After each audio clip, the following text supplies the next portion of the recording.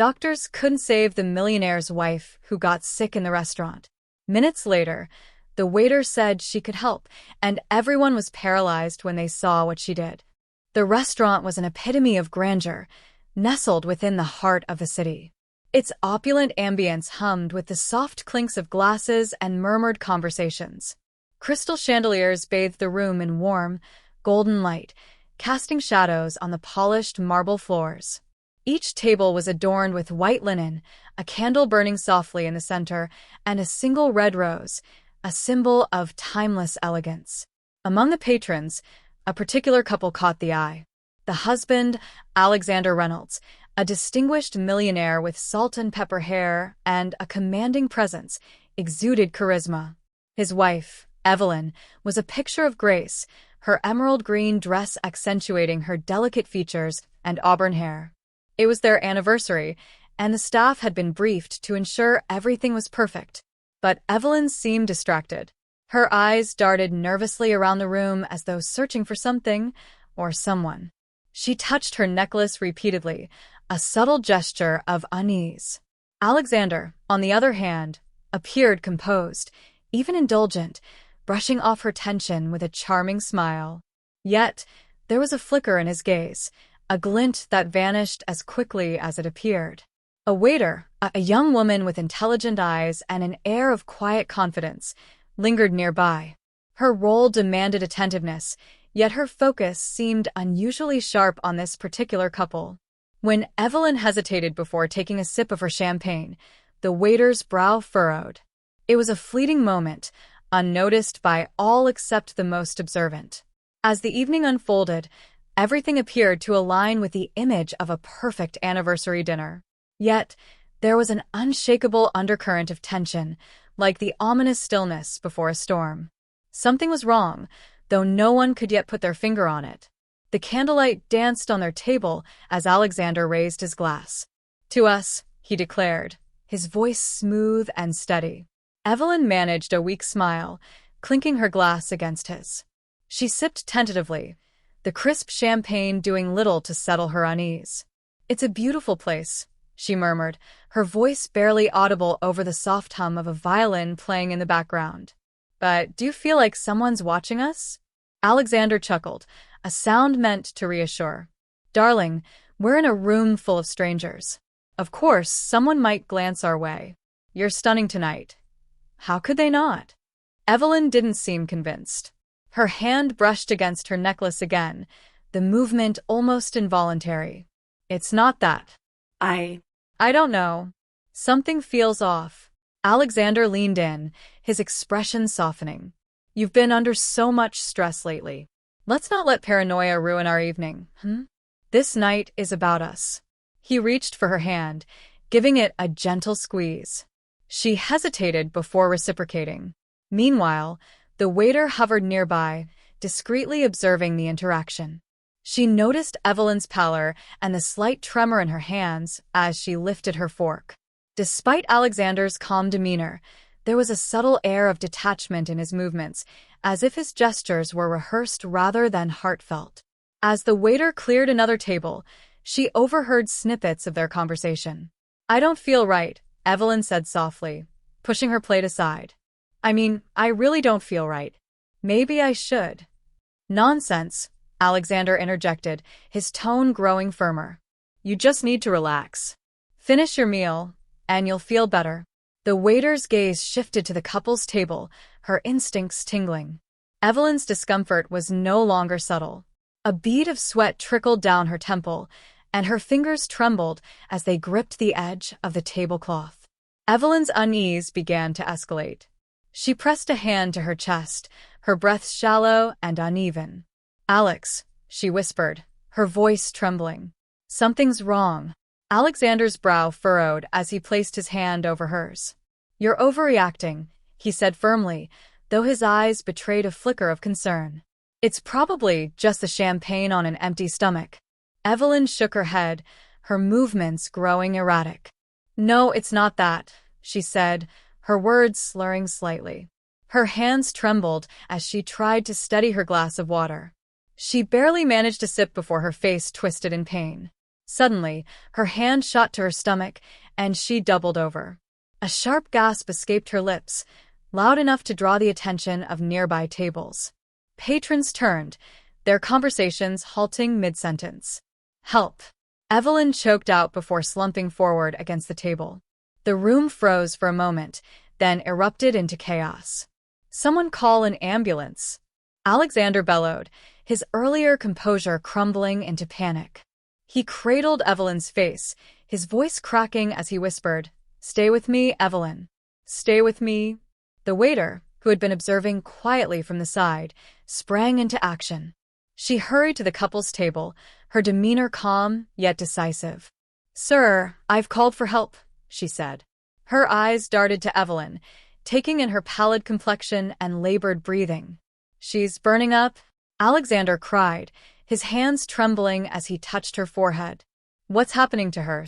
The surrounding patrons exchanged worried glances, whispering in hushed tones. A man in a suit moved to assist, announcing that he was a doctor. He checked Evelyn's pulse, his expression growing grim. "Her pulse is weak," the doctor murmured. "We need medical equipment here immediately." Evelyn groaned faintly, her head lolling to one side.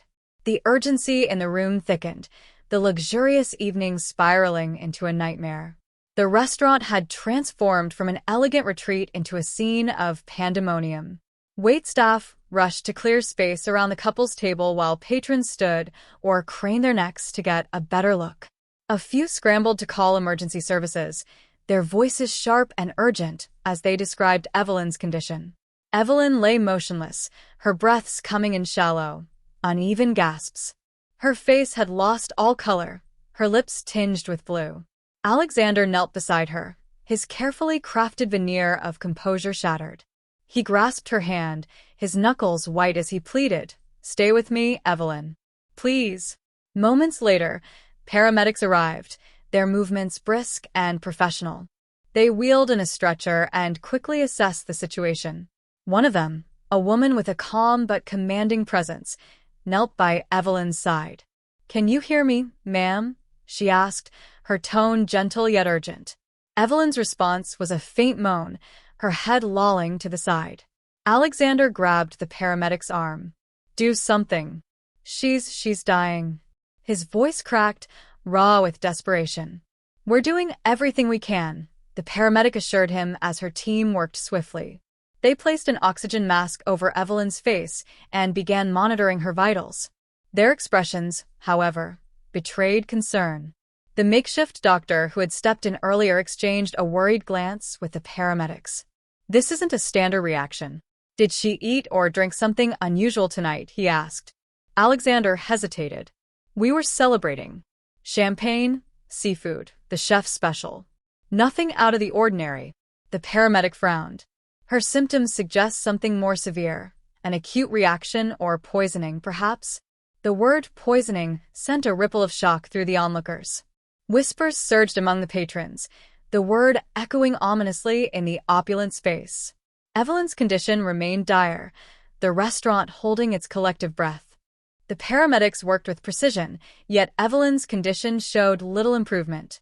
Her breathing remained shallow, her skin pale and clammy. One of the medics shook his head, his brow furrowed deeply. "Her pulse is dangerously low. If we don't stabilize her soon, she won't make it." Alexander gripped the edge of the table, his knuckles whitening. "What do you mean, don't make it?" he snapped, his voice teetering on hysteria. "You're supposed to save her. That's your job." The lead paramedic shot him a sharp glance, but maintained her composure. "Sir, we need to know exactly what she consumed tonight. Time is critical." Alexander stammered, recounting the evening. "We had the chef's special, lobster bisque, some oysters. She had a glass of champagne and water. That's it." His eyes darted nervously as though willing himself to remember something, anything, that might explain Evelyn's rapid decline. Meanwhile, the restaurant staff gathered in clusters, their faces etched with concern. Among them, the waiter who had been assigned to Alexander and Evelyn's table stood apart. Her sharp eyes flicked between the paramedics and the unconscious woman, her expression a mix of unease and determination. She cleared her throat and stepped closer. "Excuse me," she said, her voice steady but tinged with urgency. "If it helps," I noticed she hesitated before drinking her champagne. She seemed apprehensive. The paramedic glanced at the waiter, then at the nearly empty glass of champagne. Could there have been something in the drink? The waiter's gaze darkened with suspicion, though she said nothing yet. She took a step back, silently replaying the events of the evening in her mind. The scene grew more fraught as the medics tried additional measures to stabilize Evelyn. Their equipment beeped with alarming regularity, signaling Evelyn's critical state. Alexander paced frantically, his earlier poise completely eroded. From the sidelines, the waiter watched intently, as if waiting for the precise moment to intervene. The medics exchanged glances, their equipment providing no answers, their treatments yielding no results. Evelyn's condition continued to deteriorate. Her breaths were shallow and intermittent, her pulse faint. It was clear to everyone in the room. Time was running out. Alexander clutched Evelyn's hand, his face a mask of desperation. "Please, do something," he shouted, his voice cracking with raw emotion. The patrons and staff stood frozen, helpless witnesses to the unfolding tragedy. It was then that the waiter, who had been standing silently on the fringes, stepped forward. She hesitated for a moment, as though wrestling with herself. Then, drawing a steadying breath, she spoke. "I think I can help." All eyes turned to her. The lead paramedic frowned, her professionalism masking a flicker of disbelief. "You?" she asked. "What do you mean?" The waiter, a woman in her late 20s with a calm but resolute demeanor, nodded. "I recognize these symptoms. My grandmother was a healer. She taught me how to identify and treat certain toxins. This looks like poisoning to me." "Poisoning?" Alexander echoed, his voice rising in disbelief. "That's absurd." The waiter ignored him, focusing on the paramedics. "She's showing signs of something acute, but it's not a typical allergic reaction. If I'm right, I know what to do." The room seemed to hold its breath. One of the medics gestured toward Alexander. "Sir, it's up to you. Do we let her try?" Alexander's gaze shifted wildly between the paramedics and the waiter. "This is insane," he muttered, but the sight of Evelyn's pale face silenced his protests. He gritted his teeth and finally spat. "Fine. Do whatever it takes." The waiter moved with a sudden purpose, asking for specific ingredients from the kitchen. As the staff scrambled to comply, the atmosphere in the restaurant crackled with tension. The patrons watched in stunned silence, the weight of the moment pressing down on everyone. The waiter returned from the kitchen, carrying a small tray with a collection of items, fresh herbs, a slice of lemon, and a bottle of vinegar. The assortment looked more like ingredients for a home remedy than anything capable of saving a life. The paramedics and doctor exchanged skeptical glances. "What exactly do you plan to do?" the lead paramedic asked, her tone cautious but firm. The waiter set the tray on the table beside Evelyn and began to prepare the mixture. "It's a detox remedy. My grandmother used it in emergencies when traditional medicine wasn't an option. The symptoms Mrs. Reynolds is showing match what we'd call acute alkaloid poisoning. If I'm wrong, this won't hurt her. But if I'm right," her voice faltered for the briefest moment before she continued with renewed determination, "it might just save her life." "Alkaloid poisoning," the doctor interjected, his brow furrowed. "Do you realize how rare that is? And you think this concoction can help?"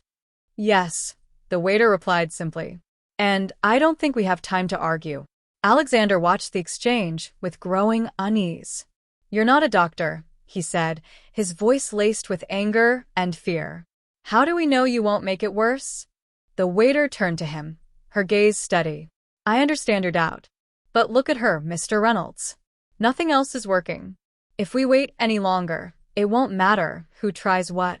Her words hung in the air, undeniable. Alexander's shoulders slumped as he nodded reluctantly. "Just do it." The waiter quickly combined the ingredients, creating a makeshift solution. She gently propped Evelyn's head up, careful not to jostle her fragile body. "Mrs. Reynolds," she murmured, her voice soft but commanding, "I need you to swallow this." As the liquid touched Evelyn's lips, The tension in the room became almost unbearable. Everyone watched, holding their breath, waiting for the impossible to happen. The room was silent except for the rhythmic beeping of the paramedics' equipment and the hushed whispers of onlookers. The waiter, her hands steady despite the weight of the moment, carefully coaxed the mixture into Evelyn's mouth. At first, nothing happened. Evelyn remained pale and unresponsive, her shallow breaths barely perceptible. Alexander hovered over his wife, his face etched with fear and doubt. "It's not working," he muttered, shaking his head. "You said this would help." "Give it a moment," the waiter replied, her tone calm but firm. Her focus never wavered as she observed Evelyn closely, searching for even the slightest sign of improvement.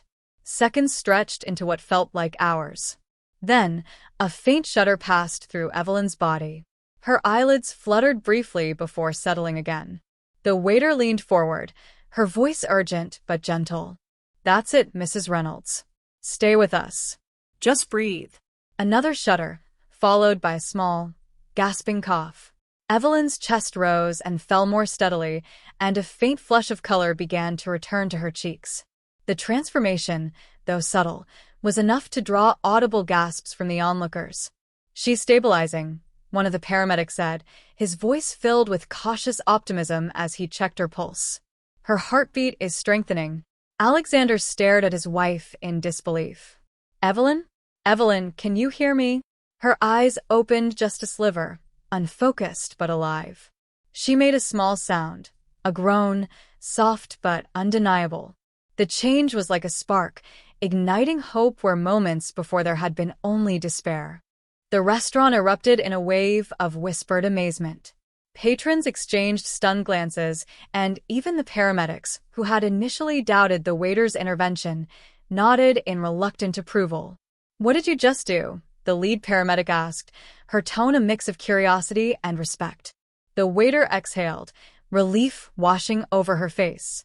"I did what I could. And it worked." The restaurant erupted into murmurs of astonishment. Patrons leaned across tables, whispering to one another as the weight of what had just happened sank in. Some clapped softly, a spontaneous show of gratitude and awe. Others stared in stunned silence at the young waiter, who stood frozen for a moment, her expression unreadable. The paramedics exchanged impressed glances. One of them turned to the waiter. "That was incredible. You might have saved her life." Alexander's voice cut through the growing chatter. "Might?" He stood abruptly, his hands trembling as he gestured to Evelyn, who was still weak but visibly breathing more steadily. "She's alive because of her." The waiter didn't respond right away. Her focus was still on Evelyn, watching for any signs of relapse.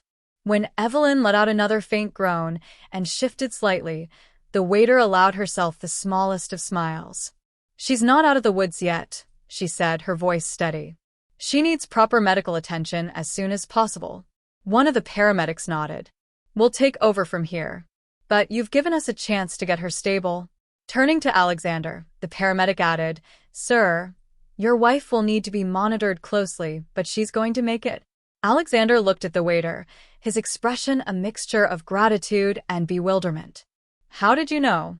How could you possibly have known what to do?" The waiter hesitated, her eyes flicking to the champagne glass on the table, then to the plate Evelyn had barely touched. "I've seen symptoms like this before," she said carefully, her voice quiet but firm. It didn't take long to recognize the signs. The room fell silent again as her words hung in the air. The implication was clear, and a shadow of suspicion began to creep across the faces of those present. The question no one dared to voice was suddenly unignorable. What had caused Evelyn's collapse? Evelyn's breathing steadied, and her color began to return. The paramedics prepared to transport her to the hospital, but the tension in the room lingered. The waiter's words, "I've seen symptoms like this before," hung in the air, a thread that no one could ignore. Alexander turned toward the waiter, his gratitude now mingled with a flicker of suspicion. "What exactly do you mean by that?" he asked, his voice tight. The waiter hesitated, clearly weighing her words carefully. "Symptoms like hers, rapid collapse, labored breathing, A racing heart followed by a sudden drop in pulse. They're consistent with certain types of poisoning. A murmur rippled through the room, the word poisoning igniting a mix of horror and curiosity among the onlookers. The lead paramedic nodded slowly. She's right. The symptoms don't align with a typical allergic reaction. This could be toxic ingestion. Alexander's face darkened, his eyes darting to the table. You can't be serious, he snapped. Are you suggesting someone tried to harm her?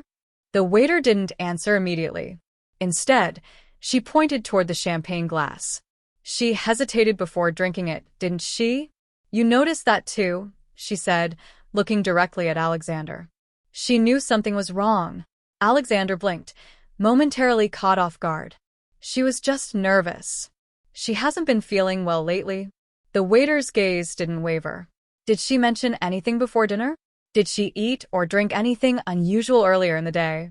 Before Alexander could respond, Evelyn let out a faint moan, her eyes fluttering open.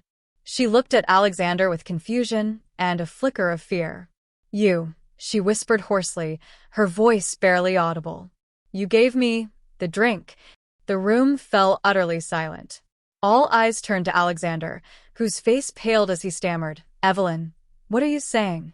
That's ridiculous. But the seed of doubt had been planted. The waiter, calm but determined, stepped closer to the table. Her sharp gaze swept over the remaining dishes, the champagne glass, and the untouched food. If this is poisoning, there might still be evidence here, she said, her voice steady despite the mounting tension. The lead paramedic nodded. We'll need to secure the items for analysis, she said. She gestured for a colleague to begin collecting the glass and plate in sealed bags. But as the staff moved to clear the scene, the waiter hesitated. Something caught her eye. Wait, she said, pointing to the champagne bottle chilling in the ice bucket. That's where we should start. A staff member brought over the bottle. The waiter inspected it closely, her fingers tracing the label. Her eyes narrowed. This seal, she said, lifting the foil where it had been peeled back. It's been tampered with. The room collectively gasped. Alexander's face turned ashen. What are you implying? He demanded, his voice shaking. That someone tampered with the champagne before it was served. The waiter didn't reply directly. Instead, she addressed the paramedic. Can you check for residue in the glass? Or any unusual odor from the champagne itself? One of the paramedics nodded and leaned in, carefully sniffing the remnants in the glass. After a moment, she looked up, her expression grim. There's a faint chemical smell. It's not from the champagne. It's something added to it. The murmurs grew louder as the patrons tried to process what was unfolding. Meanwhile, the waiter's sharp eyes turned back to Alexander, who stood rigid and silent, his hands clenched at his sides. Mr. Reynolds, the waiter began carefully. You were the one who poured her drink, weren't you? Alexander's mouth opened as if to respond, but no words came out. His silence was damning, and the weight of suspicion began to crush the room. All eyes locked on Alexander. The weight of suspicion hung heavy in the air, thick and suffocating. Evelyn, her voice faint but laced with hurt, rasped, Alex, what's going on? Alexander stammered, his face pale and his composure fraying. I don't know what you're talking about. This is absurd. Evelyn, you know I would never. Wouldn't you? The waiter interrupted, her voice calm but cutting. She stepped forward, her piercing gaze fixed on him. You poured the champagne. You insisted she drink it, even when she hesitated. And now there's evidence of tampering. That's ridiculous. Alexander barked, his voice rising. He glanced around the room as though searching for an ally. This is all coincidence. Someone else could have done this, anyone. The lead paramedic crossed her arms, her expression unreadable. Mr. Reynolds, the tampering appears to have happened before the champagne was brought to the table. Yet only your wife's glass shows signs of chemical residue. Do you have an explanation for that? Alexander's jaw tightened, his eyes darting toward Evelyn, who now stared at him with tears brimming in her eyes. Alex, did you do this? Her voice cracked, filled with disbelief and heartbreak. I know.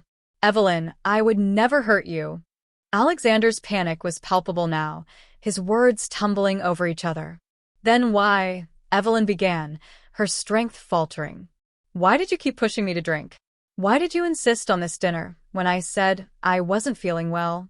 The tension snapped as one of the paramedics produced a small vial from Alexander's jacket pocket.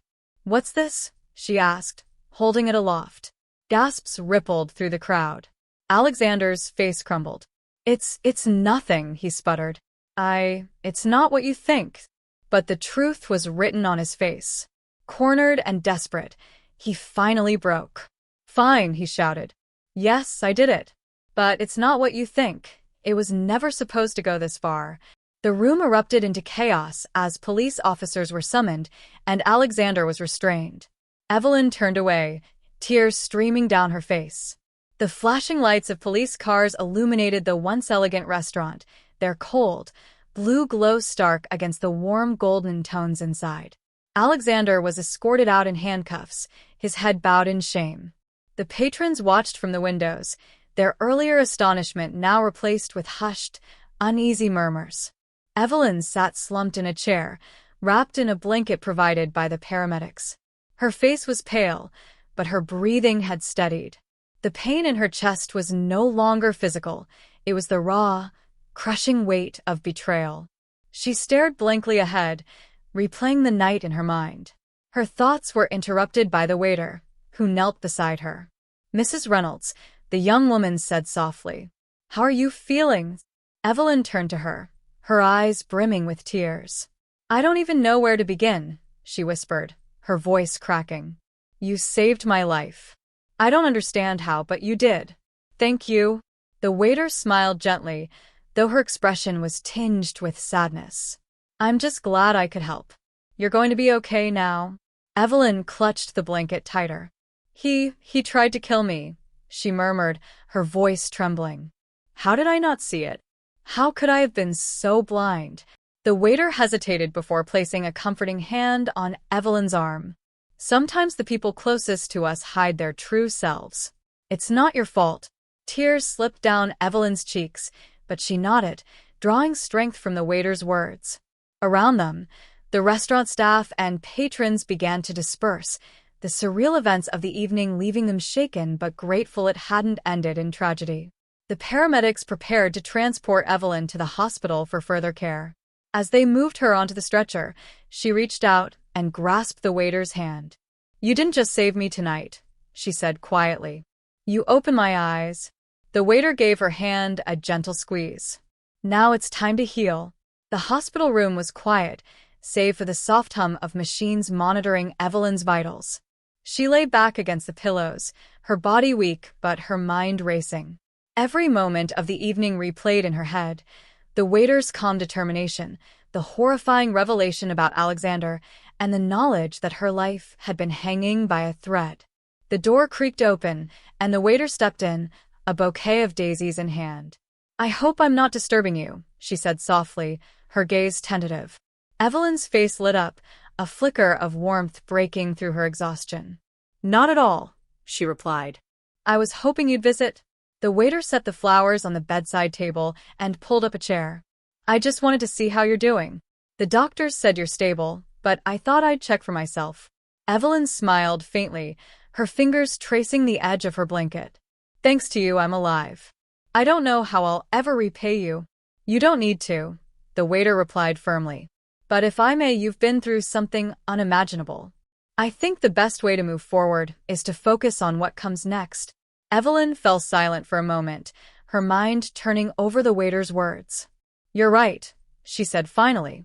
"I've been living in a cage for so long, thinking Alexander was my world."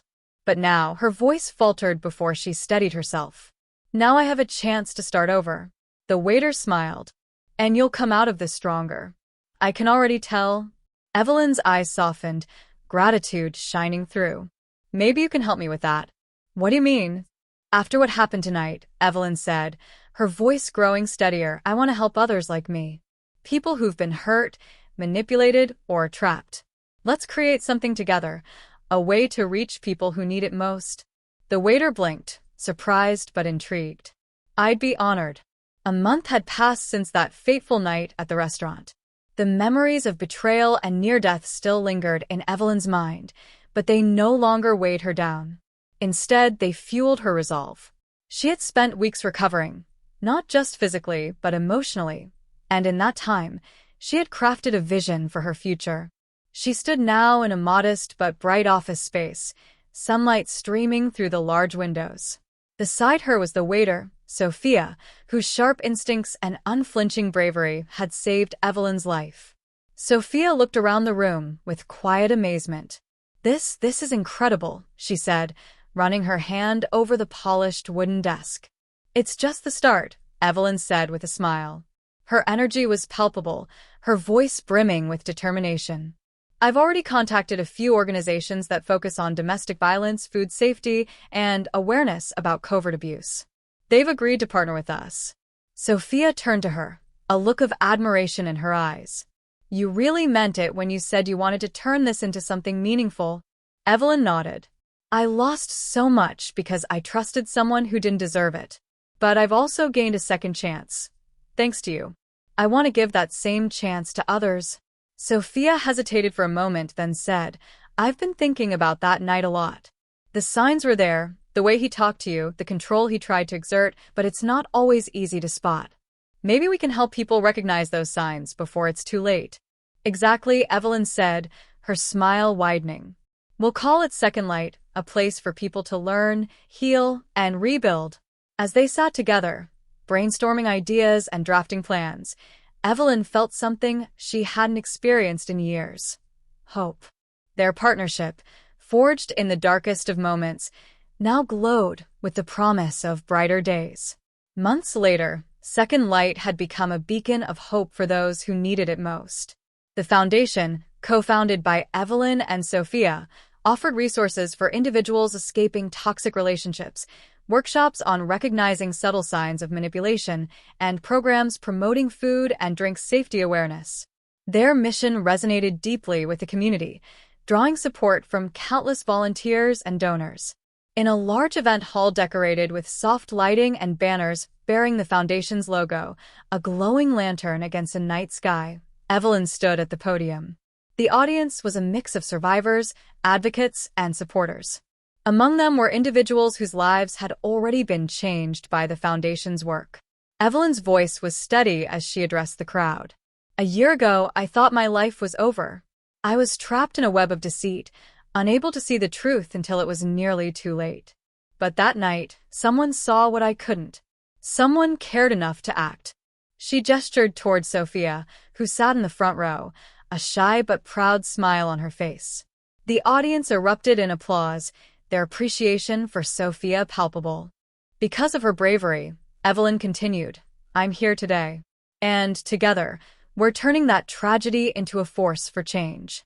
Second Light is proof that even in the darkest moments, there's a way forward. After the applause died down, Evelyn invited two survivors to share their stories. A young woman stepped forward, her voice trembling but filled with gratitude. "Without this foundation, I wouldn't have recognized the warning signs in my own relationship. You saved me before it was too late." Tears welled in Evelyn's eyes as she embraced the woman. It was moments like these that made every painful memory worthwhile. Second Light was no longer just an idea, it was a movement, sparking hope and healing for so many. The success of Second Light had not only transformed the lives of those it served, but also profoundly changed Evelyn and Sophia. For Evelyn, the foundation had become a lifeline, a means to reclaim her identity and purpose after years of being overshadowed by Alexander's control. For Sophia, it was an opportunity to channel her instincts and skills into something greater than she had ever imagined. One afternoon, the two women sat in a sunlit corner of the Second Light office, sifting through letters of gratitude from people they had helped. Evelyn picked up a handwritten note from a woman who had attended one of their workshops. "Listen to this," she said, her voice tinged with emotion. "You gave me the tools to see what I couldn't before.